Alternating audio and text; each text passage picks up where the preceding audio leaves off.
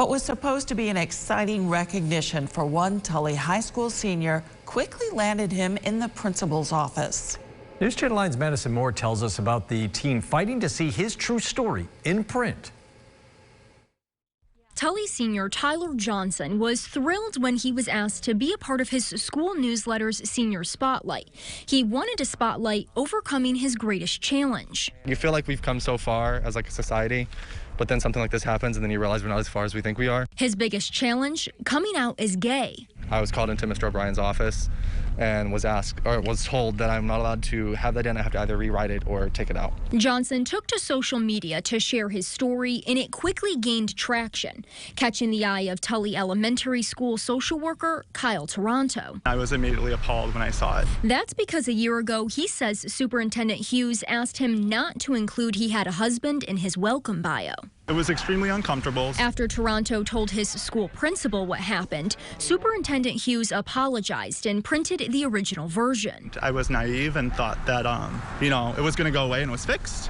But apparently we still have the problem. And my biggest fear when it happened to me was that it was going to happen to a child. That fear now a reality, leading Toronto to resign. As for the administration, Superintendent Hughes released a letter to the school community Sunday saying it was his decision to not include Johnson's specific response, but that he changed his mind after watching his TikTok videos.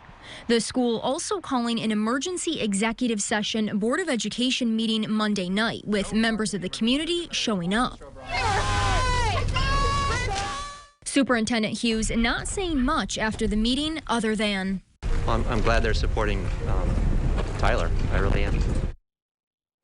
And within the past hour, the superintendent of Tully Central Schools responding to News Channel 9's Madison Moore. She joins us now. Madison, what did the superintendent have to say to you since yesterday's story?